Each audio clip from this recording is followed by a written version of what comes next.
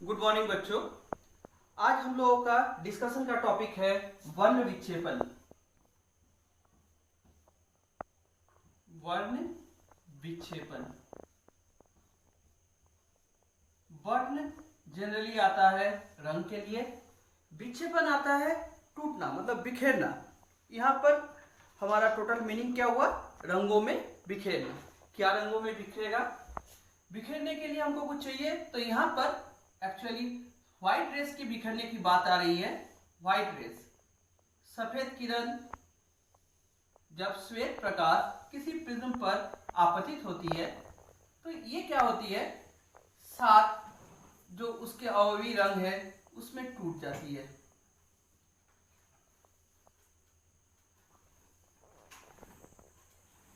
अवयवी रंग कहने का मतलब है कि जिससे मिलकर ये बना हुआ है। हम लोग देखेंगे कि यहाँ पर हमको ये 7 रंग अलग अलग मिल जाते हैं।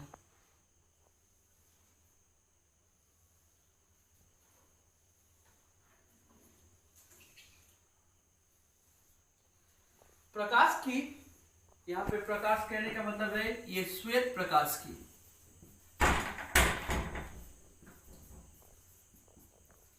श्वेत प्रकाश की इन 7 रंगों में टूटने की घटना को हम लोग क्या बोलते हैं? वर्ण विक्षेपण। अब श्वेत प्रकाश टूटता किस किस कलर में है? हम लोग देखेंगे कि सबसे नीचे आता है वायलेट कलर। सबसे नीचे वाला कलर है वायलेट, जिसका हिंदी नाम है बैगनी। और सबसे ऊपर होता है रेड, जिसका हिंदी नाम लाल है। इसके बाद नीचे से अगर देखिए, वायलेट के बाद आता है इंडिगो। इंडिगो का मतलब होता है आसमानी रंग। उसके बाद आता है ब्लू, जिसको हम लोग बोलते हैं नीला। इसके बाद आता है ग्रीन, जो कि हरा। उसके बाद आता है येलो, यानी पीला। उसके बाद है ऑरेंज, जो कि इसका हिंदी नाम नारंगी। इस सीरीज को याद रखने के लिए हम लोग बोलते हैं नीचे से कि जो रंग हमारा बना वो है विबग्योर।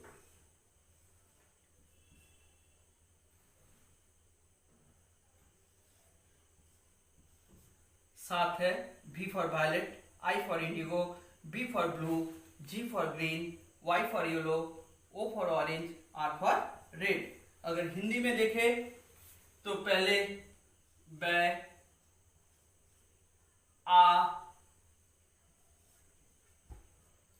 उसके बाद ब्लू का मतलब है नी, ग्रीन का मतलब है ह, हरा का ह, पीला का पी, नारंगी का ना, लाल का ला। ये इसका हिंदी में याद रखने का तरीका है। बयानी हापी नाला विबग्योर। तो श्वेत प्रकाश जब प्रिज्म से गुजरती है तो ये क्या है? 7 रंगों में विभक्त हो जाती है। तो इसकी इस विभक्त होने की घटना को ही हम लोग वर्ण विक्षेपण बोलते हैं। ये वर्ण विक्षेपण हम लोग यहाँ से जब लाइट रेज जाती है तो इसको हमको देखने के लिए कोई जगह चाहिए। ये हम लोग इधर एक पर्दा लगाते हैं, या हम लोग कभी कभी प्रिज्म को अगर धूप में पकड़ेंगे तो हमको जमीन पर भी ये कलर दिखाई देती है। तो ये अगर सफेद पर्दा हम लोग लगाए, सफेद पर्दे पर देख सकते हैं, श्वेत प्रकाश गुजरने पर ये रंग हमको अलग से मिलता है। यानी प्रकाश क्या होती है? 7 रंगों में टूट जाती है। ये हम लोग और एक जगह देख सकते हैं, बारिश के बाद आसमान में हम लोग इस प्रकार का देख सकते हैं कि 7 रंगों में सूरज का लाइट टूटा हुआ है। उस समय हम लोग उस घटना को हम लोग बोलते हैं कि आसमान में इंद्रधनुष निकला है। तो इंद्रधनुष में भी वर्ण विक्षेपण ही होता है, सूरज के प्रकाश का वर्ण विक्षेपण होता है। जिसके आधार पर हमको वो इंद्रधनुष दिखाई देता है। स्नेल के नियम के आधार पर अगर हम लोग वर्ण विक्षेपण को देखें,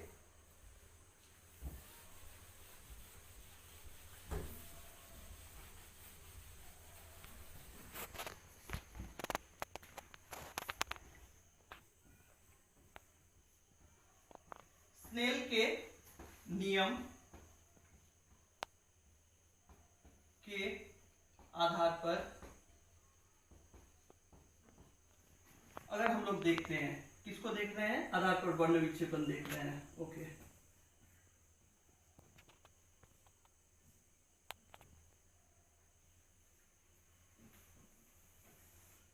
यहां पर स्नेल के नियम के आधार पर अगर हम लोग वर्ण विक्षेपण को देखते हैं, तो यहां पर हम लोग जानते हैं कि स्नेल के नियम में वर्तनांक, यहां पर एक वर्तनांक आता है।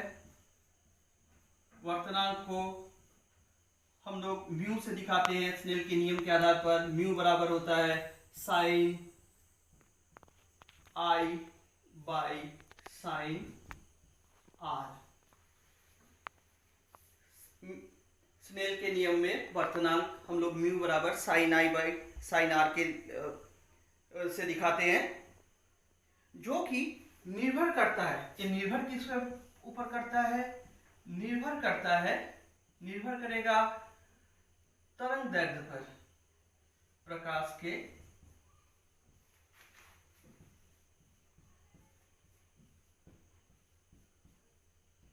तरंग दैर्ध्य पर, प्रकाश के तरंग दैर्ध्य।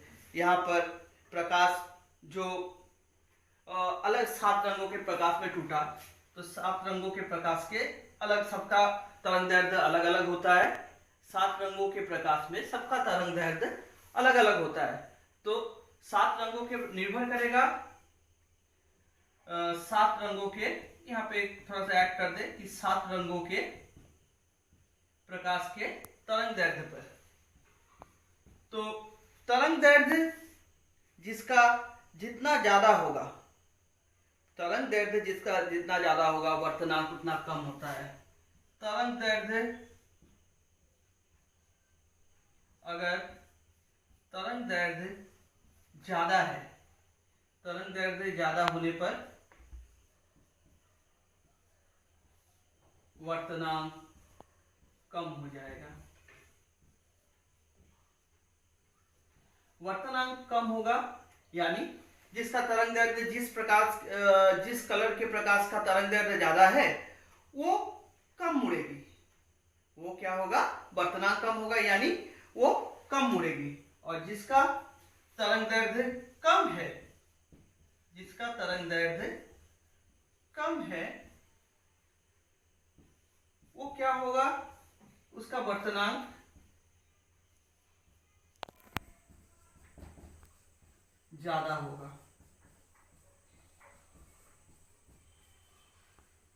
तरंग दैर्ध्य ज्यादा है तो वर्तनांक कम है, और अगर तरंग दैर्ध्य कम है तो क्या होना चाहिए, वर्तनांक ज्यादा होना चाहिए। तो हम लोग देखते हैं कि सबसे ज्यादा तरंग दैर्ध्य है लाल रंग के प्रकाश का। तो लाल रंग का प्रकाश, इसका तरंग दैर्ध्य यानी इसको लाल रंग के प्रकाश के लिए तरंग दैर्ध्य को हम लोग लाल रंग के प्रकाश का तरंग दैर्ध्य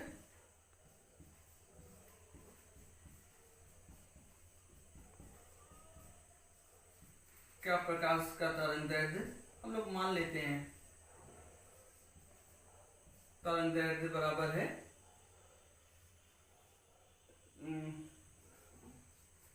लैम्डा आर। इसी प्रकार मान लेते हैं बैंगनी रंग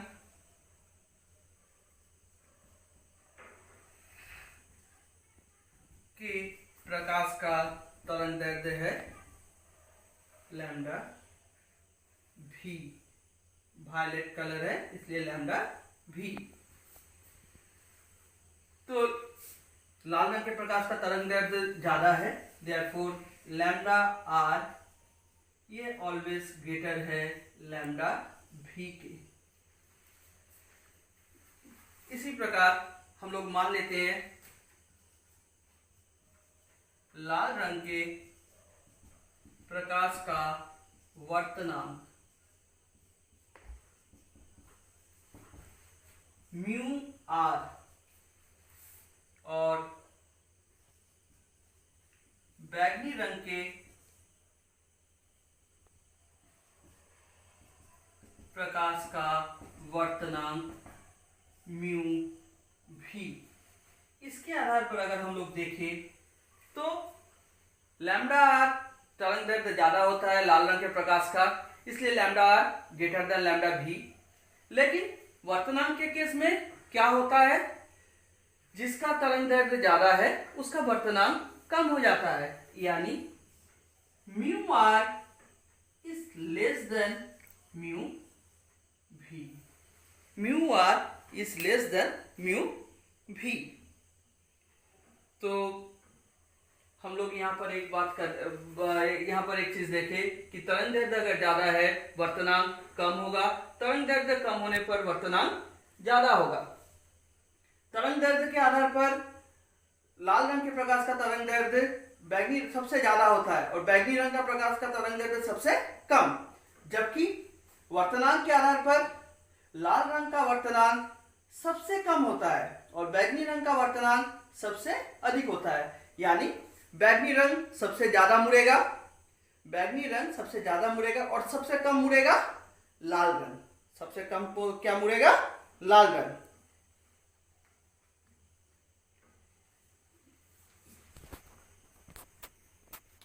इसके बाद हमारा नेक्स्ट हम लोग देखते हैं कि हमारा प्रिज्म इस प्रकार है।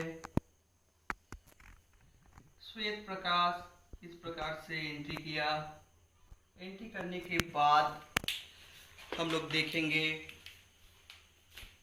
कि लाल रंग सबसे ऊपर, उसके बाद ऑरेंज कलर, उसके बाद येलो को हम लोग थोड़ा सा मिक्स कर देते हैं इसके साथ। येलो के बाद आता है ग्रीन,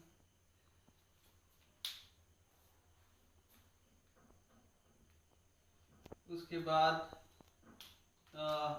ब्लू, उसके बाद इंडिगो, उसके बाद वायलेट कलर आया। ये हमको ये जो 7 कलर्स है ये हमको एक पर्दे पर हमको एक प्रकार से एक चौड़ी पट्टी जैसी मिलती है। एक अगर हम लोग पर्दा देखें,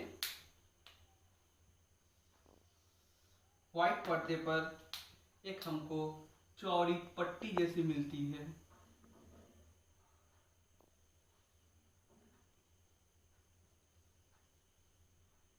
इसमें सब रंग मिला हो, यहाँ पर सब रंग का अलग अलग एक चौड़ी पट्टी मिलेगी।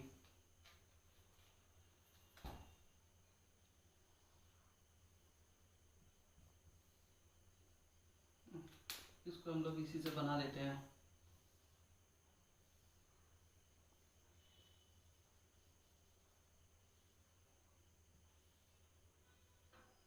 सब रंगों को एक दूसरे से सटाते हुए, मतलब एक चौड़ी पट्टी हमको यहाँ पर मिल रही है।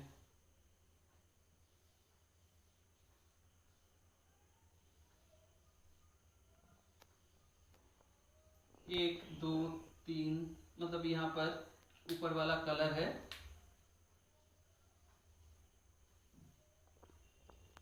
यहाँ तक, यहाँ से यहाँ तक हमको जो पट्टी है रेड की है, यहाँ से यहाँ तक ऑरेंज की है, यहाँ से यहाँ तक येलो की है, यहाँ से यहाँ तक मिलेगा ग्रीन, यहाँ से यहाँ तक मान लेते हैं ब्लू कलर है, यहाँ से यहाँ तक इंडिगो है और यहाँ से यहाँ तक ब्लू कलर। ये सब रंग की एक पट्टी हमको जो मिलती है, इस पट्टी का भी एक अलग से नाम दे देते हैं। ये जो चौड़ी पट्टी हमको मिली 7 कलर की, 7 कलर की एक पट्टी यहाँ से यहाँ तक है, दूसरी पट्टी शुरू यहाँ से है यहाँ तक, दूसरी, तीसरी यहाँ से यहाँ तक, चौथी यहाँ से यहाँ तक, पांचवी भी यहाँ से यहाँ तक है, छठवीं पट्टी यहाँ से यहाँ तक है। एक तो नीचे वाला वायलेट कलर है। तो यहाँ पर हम लोग एक बॉर्डर लाइन दे देते हैं। ये पहली वाली पट्टी के लिए था। यहाँ से यहाँ तक हमको रेड कलर मिला था। यहाँ से यहाँ तक हमको ऑरेंज कलर की एक चौड़ी पट्टी मिली थी। यहाँ से यहाँ तक एक येलो कलर का मिला था। यहाँ से यहाँ तक एक ग्रीन कलर मिला था। यहाँ से यहाँ तक ब्लू, फिर यहाँ से यहाँ तक एक आसमानी रंग का मिला था, इंडिगो, और यहाँ से यहाँ तक एक वायलेट कलर का मिला था। ये 7 कलर की पट्टी हमको मिली पर्दे पर। इसी को हम लोग बोलते हैं वर्णपट्ट। इसको क्या बोलते हैं? वर्णपट्ट। इसको बोलते हैं वर्णपट्ट। 7 कलर की जो अलग अलग हमको एक चौड़ी पट्टी मिलती है, इसको हम लोग बोलते हैं वर्णपट्ट। अगर यही वर्णपट्ट सूरज के प्रकाश से उत्पन्न हो, सूरज के प्रकाश से अगर कहीं पर हमको इस प्रकार का चौड़ा वर्णपट्ट दिखाई दे, सूरज के प्रकाश से उत्पन्न वर्णपट्ट अगर है कहीं पर, तो इसको हम लोग क्या बोलेंगे? सूरज के प्रकाश से अगर उत्पन्न हुआ है तो इसको हम लोग बोलेंगे सौर। जहां पर भी सूरज आता है वहां पर सौर आ जाता है। इसको हम लोग बोलेंगे सौर वर्णपट्ट। इसको हम लोग बोले सौर वर्णपट्ट। ओके, अब आते हैं वर्णपट्ट के प्रकार पर।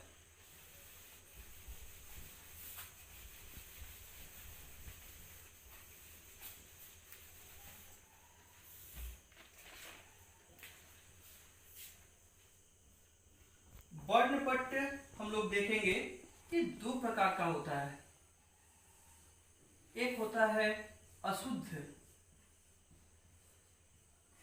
और एक होता है विशुद्ध, यानी शुद्ध। अशुद्ध और विशुद्ध।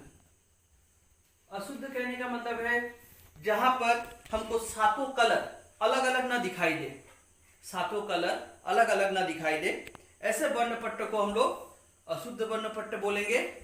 और विशुद्ध में 7 कलर एकदम साफ अलग अलग दिखाई देता है। 7 रंग क्या होगा? 7 रंग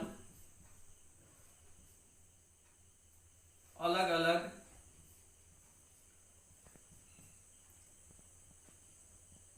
अलग अलग। इसको थोड़ा सा इधर से लिखे तो अच्छा होगा। 7 रंग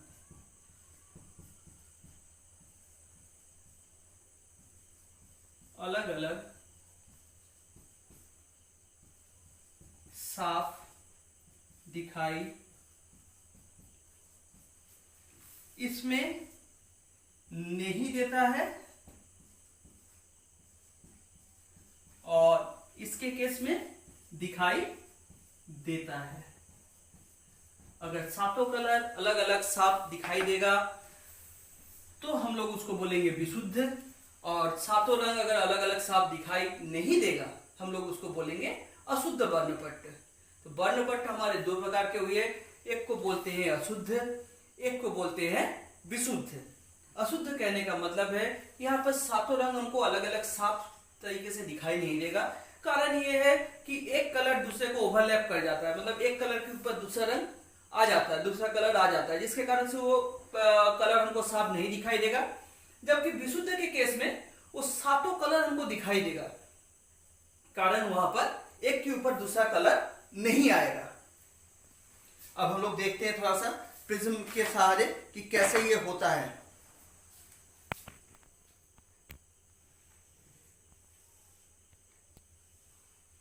जैसे ये एक प्रिज्म है, एक हम लोग होल लिए, पिन होल जैसा, मतलब एक जहां से सिंगल किरण निकले, मतलब एक पॉइंट यहां से लिए, यहां पर एक होल बना दिए, यहां पर एक छिद्र पी बनाए, यहां से पी से तो लाइट रेस निकलेगी। मान लेते हैं ये शुरुआती है, ये समाप्ति है।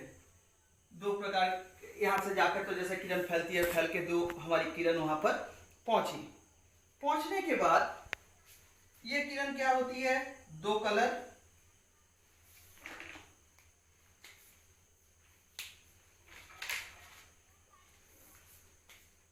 ये अगर इसका पर्दा है, सबसे ऊपर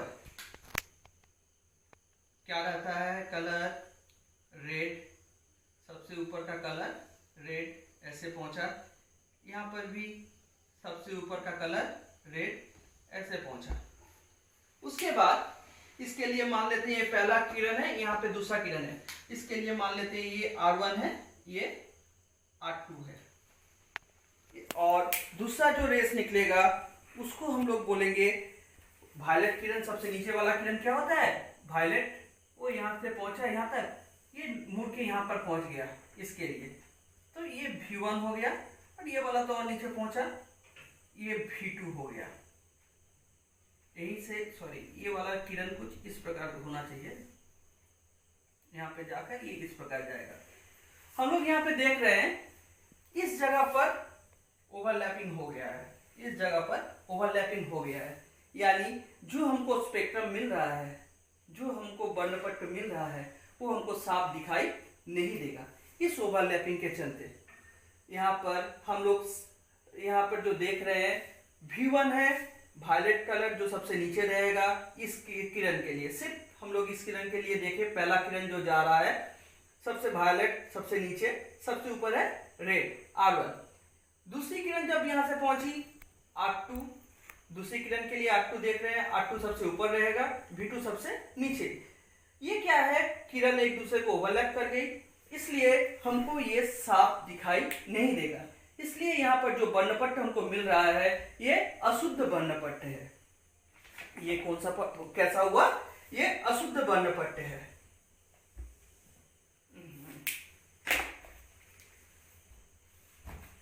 इसी के विपरीत अगर हम लोग इस प्रकार से देखें कि हम लोग एक प्रिज्म लिए,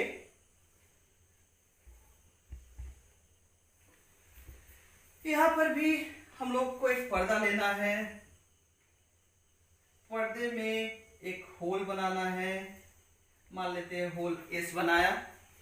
S बनाने के बाद यहां से जब किरण जाती है, किरण के जब जाएगी तो सभी किरण को हम लोगों को एक बात यहाँ पे ध्यान देना है कि जैसे कोई अगर उत्तल लेंस है, उत्तल लेंस हम लोग पुराना थोड़ा सा रिवाइज कर ले।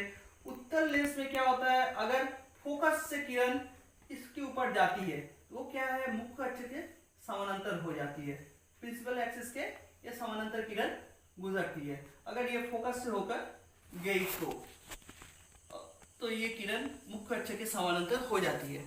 तो हम लोग यहाँ पर क्या करेंगे, जो किरण जाएगी उसके सामने उसके फोकस पर ऐसे हमको थोड़ा सा एडजस्ट करना है कि यहाँ पर एक उत्तल लेंस इस प्रकार से एडजस्ट करे कि यहाँ से जो किरण इसके ऊपर गिरेगी ये क्या होगी, इसके लिए मुख्य उत्तल लेंस का फोकस ये होना चाहिए। ये हमारा पहले लेंस ये L1 है जिसका फोकस पे हमारा वो छिद्र होना चाहिए। कारण क्या है, जब प्रकाश यहाँ से एंट्री करेगी तो ये किरण समानांतर हो जाएगी, एक दूसरे के समानांतर हो जाएगी। इसके बाद जब यहाँ से किरण निकलेगी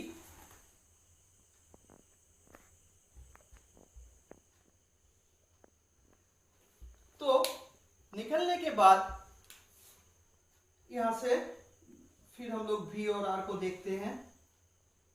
यहां से जो किरण निकली, यहाँ इसके लिए भी एक यहाँ पर हमको लेंस और चाहिए, दूसरा लेंस L2 चाहिए।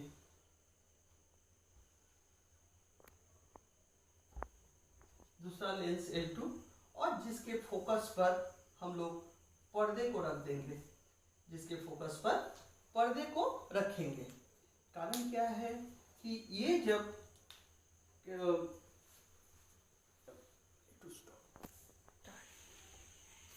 इसके बाद ये जब रेड किरण यहाँ से पैरेलल इसके ऊपर गिरेगी, ये क्या है, एक दूसरे से पैरेलल है, तो पैरेलल गिरने के कारण क्या होगा, ये जैसे यहाँ पर है कि अगर दो समांतर किरण इस प्रकार जाती है, तो अगर यहाँ पर उत्तल लेंस है तो परावर्तन के बाद ये एक बिंदु पर, अपवर्तन के बाद एक बिंदु पर ये मिलती है। तो यहाँ पर भी वही केस होगा कि ये जो किरण पैरेलल गई एक दूसरे के, तो ये समानांतर है, समानांतर जाने वाली किरण थी, ये क्या है, एक जगह पर जाकर मिल गई, जहां पर हमको रेड कलर का पूरा, रेड कलर की किरण पूरा साफ दिखाई दी। अब ये भी किरण यहां से निकलकर पैरेलल जा रही है, ये भी इसके पैरेलल है, पैरेलल जाने के बाद ये भी क्या होगा, एक पॉइंट पे जाकर मिलेगा, जिसके चलते क्या होगा, ये जो वर्णपट्ट हमको मिलेगा एकदम साफ सुथरा वर्णपट्ट दिखाई देगा। अलग अलग वर्णपट्ट हमको मिलेगा, रेड कलर अलग दिखाई देगा, वायलेट कलर अलग दिखाई देगा, इंडिगो कलर अलग दिखाई देगा। तो ये है, इसमें हमारा प्लेन कोई लेंस हम लोग नहीं लगाया, लेकिन इसमें हमको 2 लेंस की जरूरत पड़ेगी। और लेंस के द्वारा क्या है, प्रकाश को पहले हमको समानांतर करना है, फिर समानांतर निकलने वाली किरण को एक फोकस पे ले जाके मीट करवाना है, तभी हमको ये विशुद्ध वर्णपट्ट मिल पाएगा। ओके, यहां पर जब भी किरण निकलता है, अच्छा यहां पर एक चीज हम लोगों का क्या सिद्धांत काम किया, उत्तल लेंस जो लगाए, फोकस से गुजरने वाली किरण जब प्रिज्म पर गिरती है, उत्तल लेंस पर गिरती है, ये मुख्य अक्ष के समानांतर हो जाती है, एक दूसरे के समानांतर हो जाती है। और यहां पर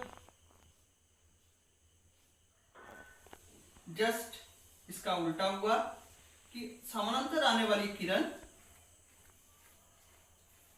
एक पॉइंट पे जाकर मिल रही है, समानांतर जाने वाली किरण थी, एक पॉइंट पे जाकर मिल गई है। यहाँ पर हमारा जो जहां से किरण निकल रही है वो इस लेंस के फोकस पर होना चाहिए, ये जो पर्दा है इस लेंस के फोकस पर होना चाहिए।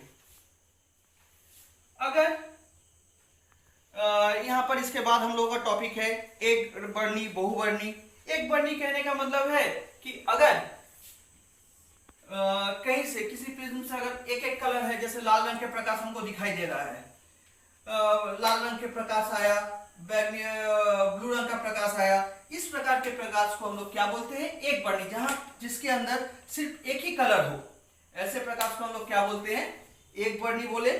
और जहां पर एक से अधिक वर्णों का मिश्रण है, एक से अधिक रंग इस प्रकार मिश्रित है, तो इसको हम लोग बहुवर्णी या यौगिक वर्णी बोलेंगे, इसको हम लोग बहुवर्णी या यौगिक वर्णी बोलेंगे। बच्चों आज के लिए बस इतना ही, धन्यवाद।